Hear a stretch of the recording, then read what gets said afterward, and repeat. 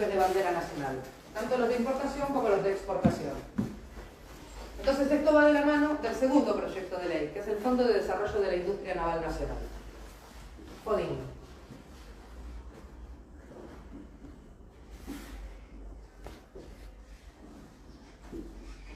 ¿Se lee bien? El FODIN es un impuesto del 2% que se le va a cobrar a todos los fletes, no a los productos, sino a los fletes, tanto de importación como de exportación. Como vimos recién, en el año 2000, el volumen del flete en la Argentina estaba en los 3.000 millones de dólares. Hoy está alrededor de los 7.000 millones de dólares. Crece.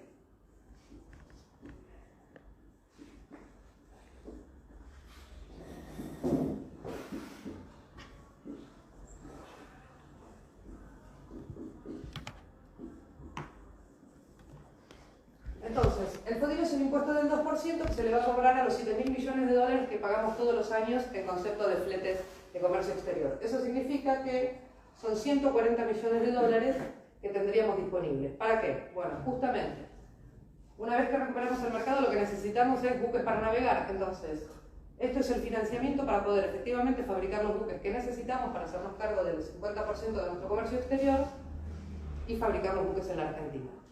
Entonces, aquí vamos a beneficiar con el FODIN a los armadores. El armador no es el que hace el barco, nosotros hacemos un astillero. El armador es el que tiene una naviera y el que hace efectivamente los fletes. Entonces, nosotros lo que vamos a hacer es financiar a los armadores para que fabriquen los barcos en astilleros nacionales. Fundamental. El trabajo queda en la Argentina.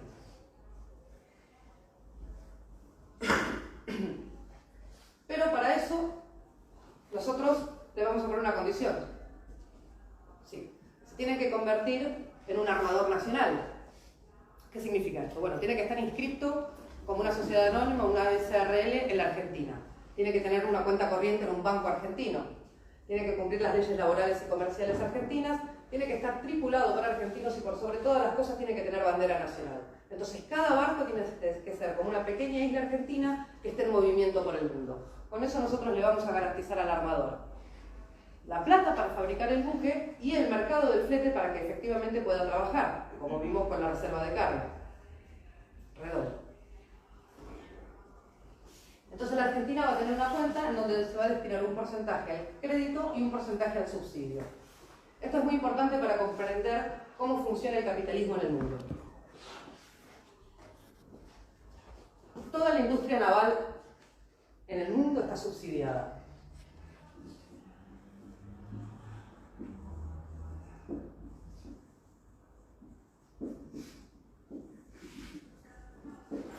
En este momento, Japón y Corea del Sur son los países que tienen la industria naval más eficiente en el mundo y ellos subsidian a su industria naval con un 20%.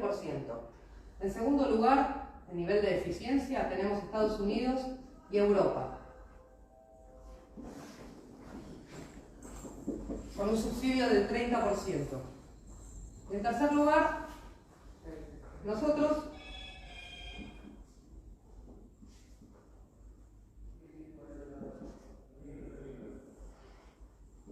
y Brasil con un subsidio del 40% a la industria naval. ¿Qué significa? Que lo que vos pagás 100,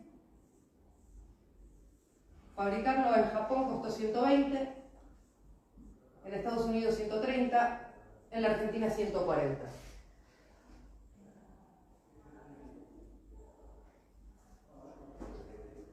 Lo que pasa es que nos quieren hacer creer que no hay que subsidiar, que el subsidio estatal es malo. Sin embargo, en una industria tan grande como la naval, donde un barco cuesta 50 millones de dólares, hay subsidio estatal. Entonces estamos hablando que al máximo nivel del capitalismo mundial, Japón, Estados Unidos, Europa, hay subsidio estatal. Parece que del Ecuador para abajo no funciona también lo del subsidio estatal. Sin embargo, nos dicen que no tenemos que subsidiar, pero ellos están subsidiando su industria naval. Y a nosotros nos dicen que tenemos que dejar a la libertad del mercado porque la mano mágica del mercado va a corregir las distorsiones de precios que tienen los países. Y eso es absolutamente falso, porque si Japón subsidia con un 20% a su industria naval, nosotros para poder ser competitivos y vender el barco al mismo precio que ellos, también tenemos que subsidiar a nuestra industria naval. Entonces la vamos a subsidiar con un 40%. Pero la diferencia con Japón es del 20%, porque Japón también subsidia su industria naval. Entonces, el subsidio estatal en una industria en donde algo vale 50 millones de dólares, no está mal. va a ser 40% subsidio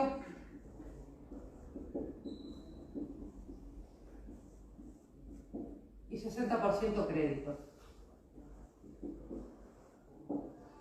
El subsidio se lo lleva el armador, queda arriba del barco, no vuelve. Pero el crédito es un préstamo. El crédito lo van a tener que devolver. Para darle el crédito, a cada armador le vamos a poner una exigencia. Va a tener que hacer una inversión genuina que represente por lo menos el 15% del barco. Por ejemplo, el motor. La Argentina antes fabricaba grandes motores diésel, gracias a Menem tampoco los fabricamos más. Entonces le vamos a decir al armador, bueno, vaya a la China, Alemania, Suiza, compre un gran motor diésel, tráigalo a la Argentina y una vez que su motor esté en el astillero, nosotros ahí le vamos a dar el crédito. Pero de esta manera nos aseguramos que usted no se va a tomar el buque con nuestra guita y que efectivamente va a fabricar y va a hacer fletes para la Argentina. Entonces, el FODIN va a empezar a crecer, porque nosotros tenemos todos los años una entrada fiscal. Voy a tener que borrar esto.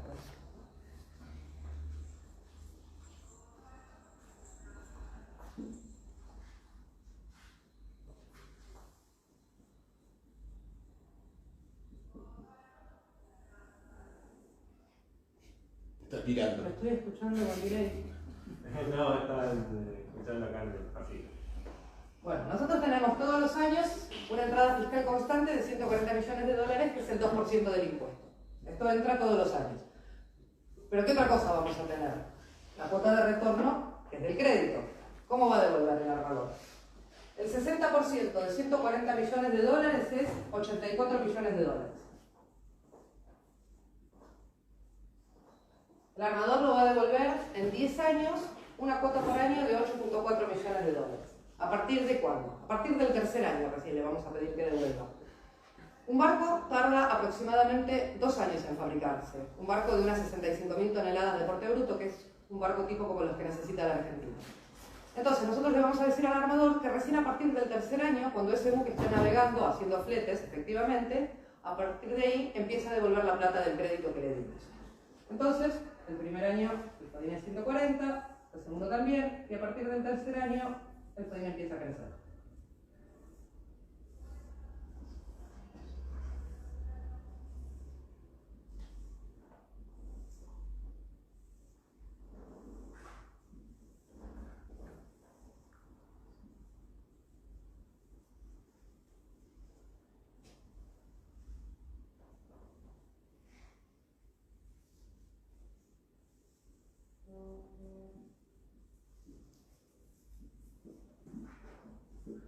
Y al año siguiente entra otro armador. Y así, año tras año, el fondo va a ir aumentando debido a las cuotas de retorno de los armadores que empiezan a devolver la cuota del crédito. Pero esto no va a seguir creciendo indefinidamente. Va a llegar un punto en que va a encontrar un amesetamiento, se va a estabilizar. Y esto tiene que ver con dos factores. Por un lado, tiene que ver con la cuota de retorno. El primer armador va a pagar durante 10 años. Cuando ese armador deja de pagar, al siguiente año hay una cuota menos que va a entrar, pero como nosotros lo que necesitamos es reactivar la industria naval argentina, volver a tener una flota mercante, vamos a poner 140, 140, 140 todos los años. Entonces, al siguiente año va a entrar la primera cuota de otro armador. Entonces, una cuota menos y una cuota que entra hace que nivele las cuotas de retorno. Y por otro lado, y más importante, la saturación del fondo. ¿Qué quiere decir esto?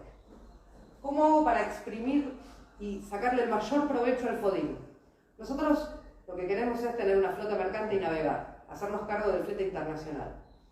No queremos funcionar como un banco, especulando, dando crédito y ganando intereses con los armadores. No.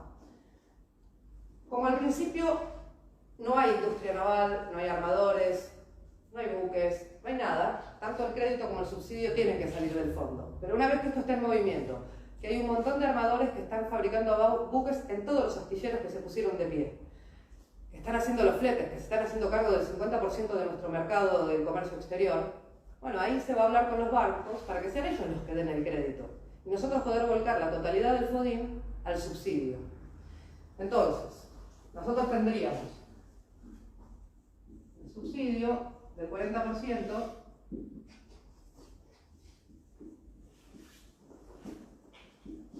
sería la totalidad de los 140 millones de dólares. Y el crédito otorgado por los bancos del 60% serían 210 millones de dólares. Entonces, el FODIM va a crecer y se va a estabilizar cuando llegue a los 350 millones de dólares por año entre crédito y subsidio. Esto significa que la Argentina podría, cobrándole apenas un 2% de impuesto a las multinacionales, fabricar hasta 7 buques por año. Entonces uno dice, pero la puta madre, perdón. ¿Quién puede estar en contra de esto? ¿Cómo puede ser que no se aprueben estos proyectos de ley? Bueno, todos los cipayos y alcahuetes de las multinacionales dicen que el FODIM va a encarecer el precio final de compra-venta de algún pequeño productor rural o industrial al que ellos en su puta vida vieron. Les voy a poner un ejemplo para que vean cómo incide este 2% en el precio final de algún producto.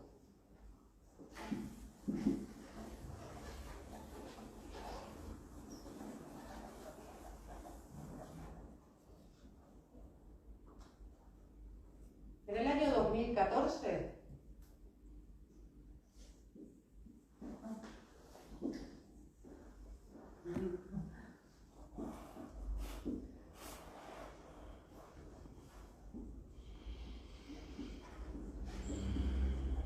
la tonelada de soja costaba 550 dólares.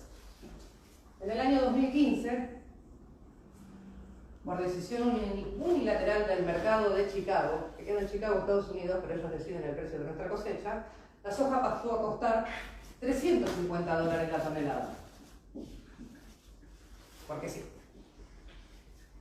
El flete, que estaba en el año 2011, 60 dólares la tonelada, el flete a la China, ¿no? Una tonelada puesta en la China salía 60 dólares la tonelada. En el año 2012, por decisión unilateral también de las navieras, pasó a costar 70 dólares la tonelada. Eso significa que hay unos 210 dólares de oscilación en el precio de la tonelada de soja puesta en la China. El 2% es sobre el flete.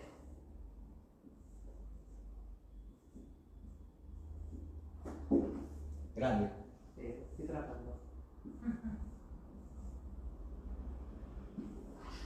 1,40.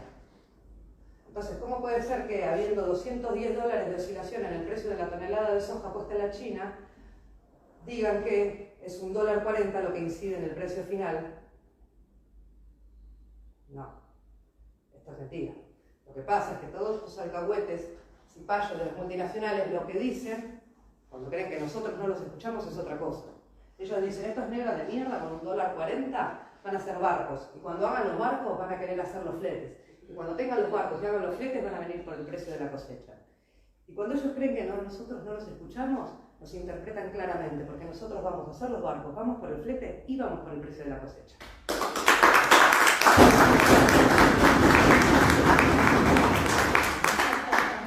Y ahora Romina les va a contar lo más interesante. ¿Qué es el trabajo? ¿Cuántos puestos de trabajo? ¡Queremos laburo!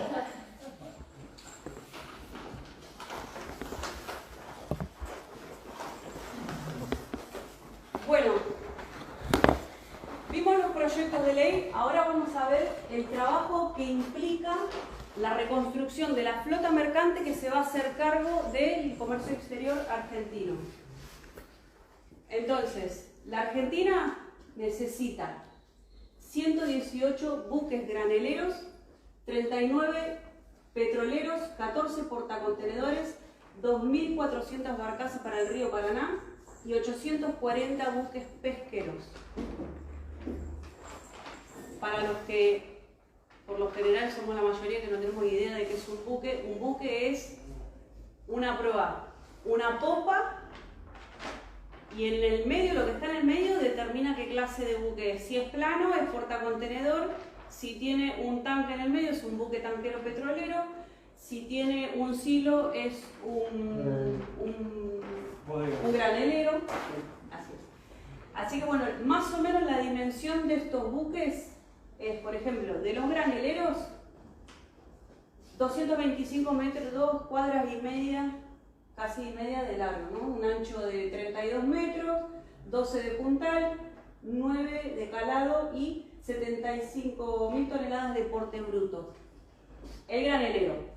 El buque tanquero, 145 metros de largo, bueno, 39.000 toneladas de porte bruto. Los portacontenedores tienen 215 metros de largo, 30 de ancho, más o menos todos rondan en casi la misma medida, ¿no? Y 65.000 toneladas de porte bruto. Y las barcazas, que son como cajas de zapatos metálicas, que bueno, imagino que ya las deben, esas las deben recontra conocer, ¿no? Y van en tren de barcaza, empujadas por un remolcador. Se lo contamos a los que no lo saben. Así que bueno, el trabajo que implica la construcción de estos buques se da en 3 etapas. La primera etapa es en el astillero, que es la terminal, la fábrica de barcos. La segunda instancia son los proveedores, que son las pequeñas y medianas empresas que proveen de algunos insumos a la terminal, al astillero.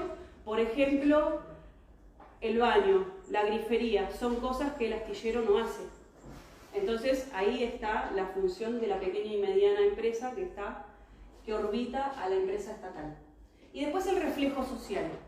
¿Qué es el reflejo social? Este cálculo lo hicimos a partir de un estudio que hace un economista, Miguel Lipschitz, que dice que por cada puesto de trabajo industrial que se genera en la Argentina, esto produce a su vez 1.4, un trabajo y medio más de reflejo social. Esto es el trabajador industrial gastando el sueldo en la sociedad, ¿no? ¿Qué hace cuando cobra el sueldo? Va y le compra las zapatillas a los hijos, va a la librería, a la carnicería, bueno, reactiva todo el consumo, ¿no? Entonces ese es el reflejo social. La totalidad de estos buques, ¿no? 118 graneleros, bueno, toda esta cantidad de buques genera 146.000 puestos de trabajo. En astilleros se generan 24.000 puestos de trabajo. Si bajamos un poquito y lo vemos en el gráfico de torta, vemos dónde se da el mayor impacto del trabajo, y es la razón por la cual nosotros, que no trabajamos en el astillero Río Santiago, que no somos trabajadores estatales, militamos tan fuertemente estos proyectos, ¿no? 24.000 en astillero. En proveedores, 36.000, que son las pymes. Y esto es el reflejo social. Este es el impacto, el mayor impacto que da la construcción de buques en la sociedad. Esto es trabajo para todos. Para los que cortan el pelo, para los que fabrican zapatos, para los que venden libros, para los que venden flores. Esto es trabajo para toda la sociedad. Por eso es muy importante que todos empecemos a militar estos proyectos. No solamente ustedes que deberían hacerse carne, porque estos proyectos tienen origen en ATE, sino toda la sociedad, todos los que están viendo. Hay que llevarlo a todos los lugares donde sea posible para que esto se pueda dar y generar una explosión productiva, no solamente en toda la provincia, porque si nosotros nos ponemos a producir toda esta cantidad de buques en el astillero no da abasto. Es el astillero más grande de Latinoamérica, sí, pero no va a dar abasto a construir solo todo esto. Entonces, ¿qué va a pasar? Se van a reactivar todos los astilleros de la Ribera Sur, todos los astilleros del litoral argentino, y esto va a generar muchísimos puestos de trabajo más. Entonces se va a expandir la obra y van a empezar a aparecer otras demandas de trabajo, como por ejemplo los portarrodantes, ¿no? que se piden que plantea la ley 26.776 del cruce por aguas argentinos, que indica que el cruce por agua, bueno, llevo un chiquitín para acá, nosotros los argentinos, para ir del continente a Tierra del Fuego, tenemos que pasar por Chile, atravesando 4 aduanas. Nosotros estuvimos en Tierra del Fuego el mes pasado. Hace unos 20 días atrás estuvimos en Tierra del Fuego.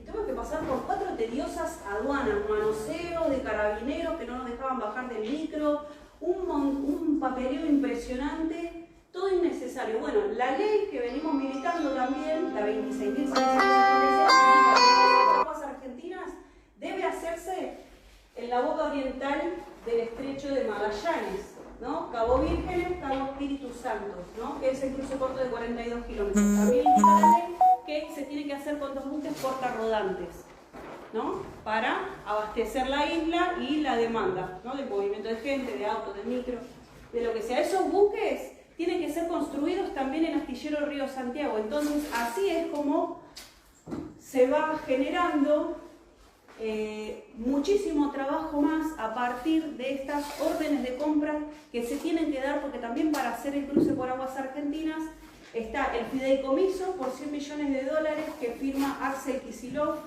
en el año 2015, cuando era ministro de Economía, hoy siendo gobernador de la provincia de Buenos Aires. Él mismo debería ir a buscar el fideicomiso que firmó, el decreto, y emitir la orden de compra para el astillero Río Santiago, porque hoy está siendo atacado nuevamente. Es una segunda embestida en contra de la fábrica estatal, la última que queda, el último bastión del Estado empresario peronista que nosotros tenemos que defender a rajatabla y valernos, porque es nuestra fábrica de soberanía. Hoy no somos soberanos.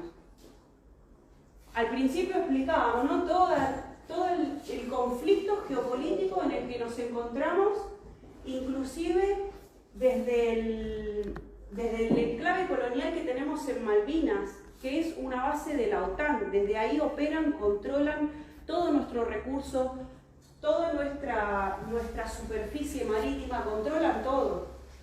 Entonces nosotros necesitamos defender el astillero Río Santiago, impulsar los proyectos de ley, lograr que se aprueben, y si no se aprueban, nosotros tenemos que lograr generar la mayor fuerza popular posible para poder disputar el Ejecutivo Nacional, que es la única manera que tiene el pueblo de aprobar estos proyectos, porque sabemos de sobra que los políticos profesionales no los van a aprobar. No los van a aprobar porque los venimos militando desde el año 2000 aproximadamente, cuando los proyectos se crean desde la fábrica y saltan el portón de la fábrica y toman contacto con nosotros, que somos las organizaciones libres del pueblo. Nosotros ahí los empezamos a militar y todos los años le dimos estado parlamentario, y sin embargo los proyectos siguen sin aprobarse. Y estamos llevándolos a toda la Argentina para que todos los conozcan, inclusive a los compañeros de ATE. Estuvimos en Río Gallegos también, estuvimos en Tierra del Fuego con los compañeros de ANUSATE, de la CTA, estuvimos también en General Roca, en Río Negro. Olga Reynoso, sí. Jorge Pérez Marangoni, Gaby Fernández, Vero Fernández, Fede Sánchez de Tierra del Fuego, sí. Janco y toda su banda. A los que les mandamos un saludo. Nahuel Garzón de ATE. Sí. Y próximamente vamos a estar también con el compañero Alejandro Garzón en Buenos Aires, debatiendo también estos proyectos para que lo puedan acercar. Es importante que la Argentina recupere su mercado de fletes, pueda crear este fondo para financiar la flota mercante y empiece a generar trabajo digno para todos los argentinos. Así que bueno, esto fue el Plan Naval Argentino. Así que ahora lo que vamos a hacer es abrir el debate para que puedan hacer... Vení, Agata, dale, arrímate. Vamos a abrir un debate para que puedan hacer todas las preguntas que quieran, opiniones,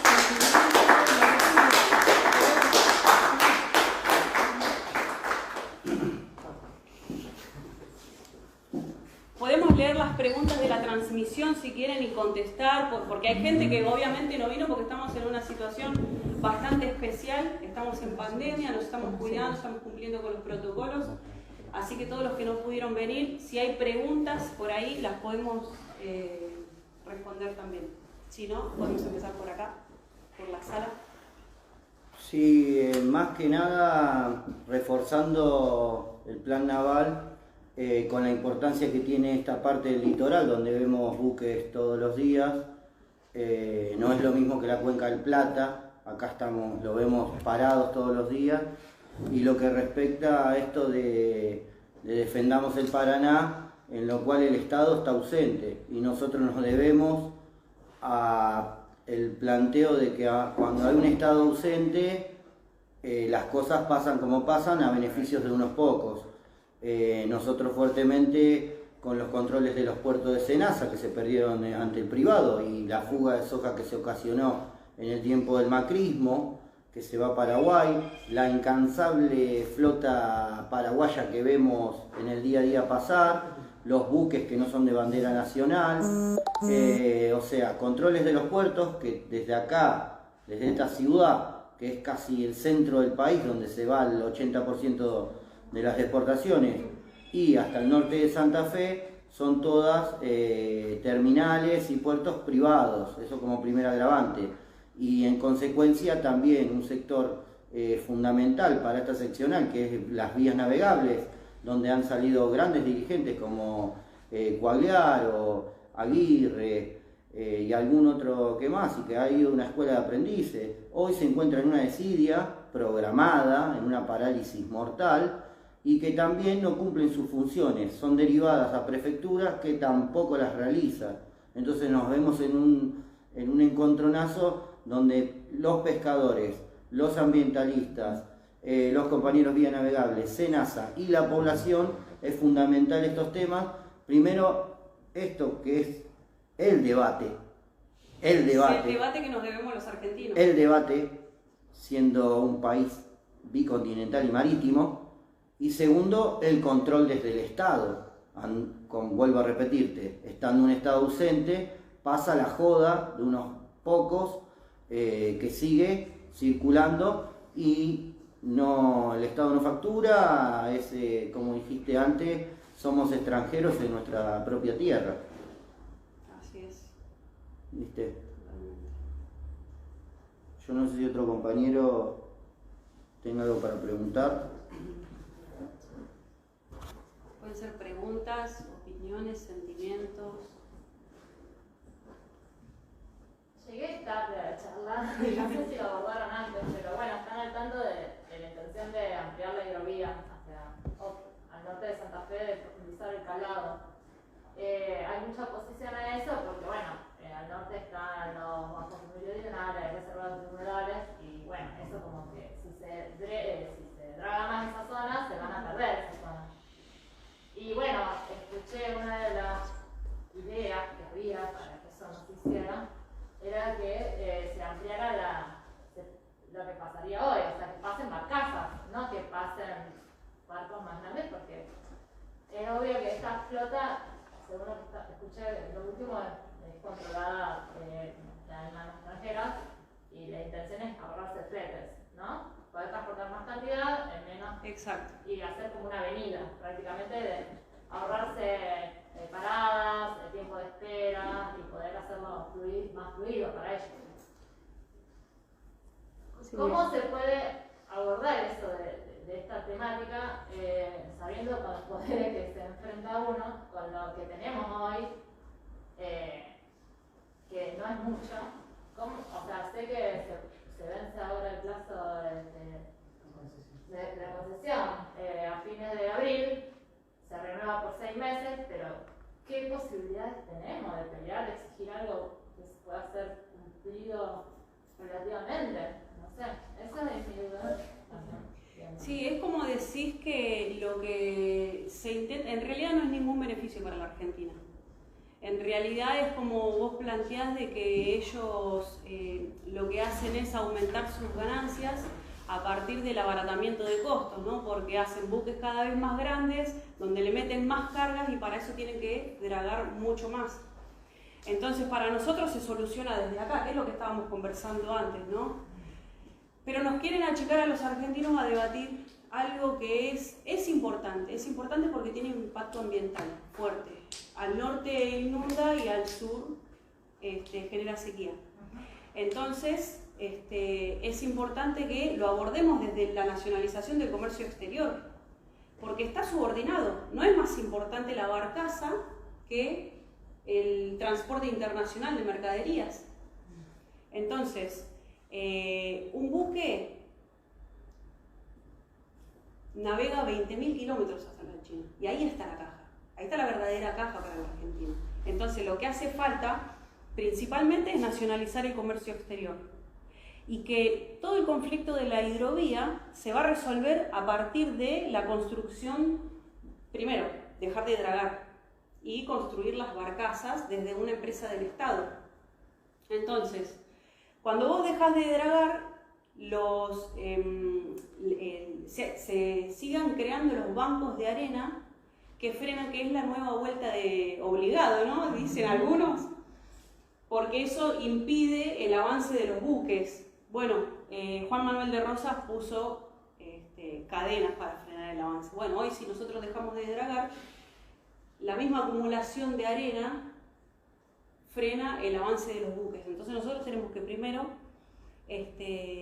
generar esto, lograr que se aprueben los proyectos de ley, y si no se aprueban los proyectos de ley, como decía antes, generar la fuerza popular suficiente que pueda disputar el Ejecutivo Nacional y aprobarlo, porque ya ni siquiera es una discusión entre los van a aprobar, no los van a aprobar, los tenemos que aprobar. Esto tiene que ser, se tiene que nacionalizar el comercio exterior.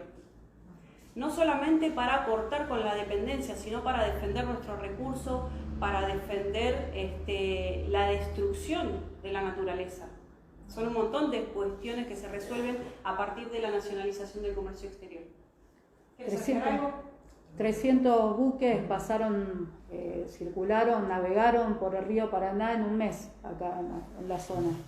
Y un compañero decía el otro día, cuando hacíamos un videíto, decía que el río no se tiene que adaptar al barco, sino el barco al río.